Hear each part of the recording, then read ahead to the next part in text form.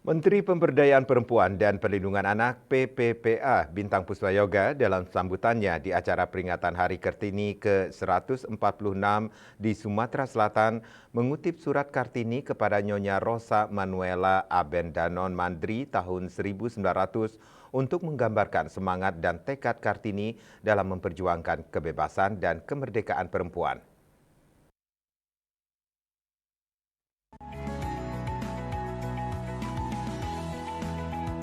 Menteri PPPA menegaskan pentingnya terus berjuang mengatasi rintangan dalam mencapai kesetaraan gender.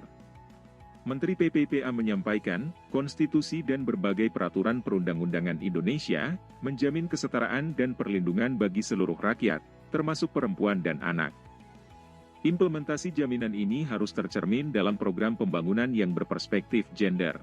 Untuk mewujudkan pembangunan berperspektif gender, maka kebijakan dan program sudah seharusnya mengakomodir berbagai aspirasi, pengalaman, dan kebutuhan yang berbeda baik laki-laki maupun perempuan. Keberpihakan tersebut akan mendorong pembangunan yang lebih berkeadilan. Suara-suara perempuan yang seringkali tidak terdengar harus diberi tempat untuk bisa tersalurkan. Berbagai kendala yang mungkin dihadapi perempuan perlu dicarikan jalan agar aspirasi perempuan tidak hilang begitu saja. Menteri PPPA juga menyampaikan selamat kepada para penerima penghargaan Perempuan Pelopor Pembangunan Responsif Gender tahun 2024 di Provinsi Sumatera Selatan.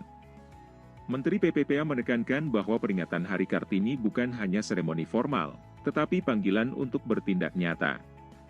Sementara itu, Sekretaris Daerah Provinsi Sumatera Selatan, S.A. Supriyono mengatakan, perempuan memiliki kemampuan yang setara dengan laki-laki, dan semakin banyak yang menduduki posisi yang penting.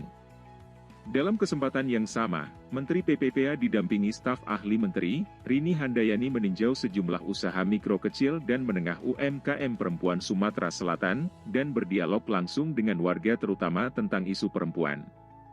Biro Hukum dan Humas Kementerian Pemberdayaan Perempuan dan Perlindungan Anak melaporkan.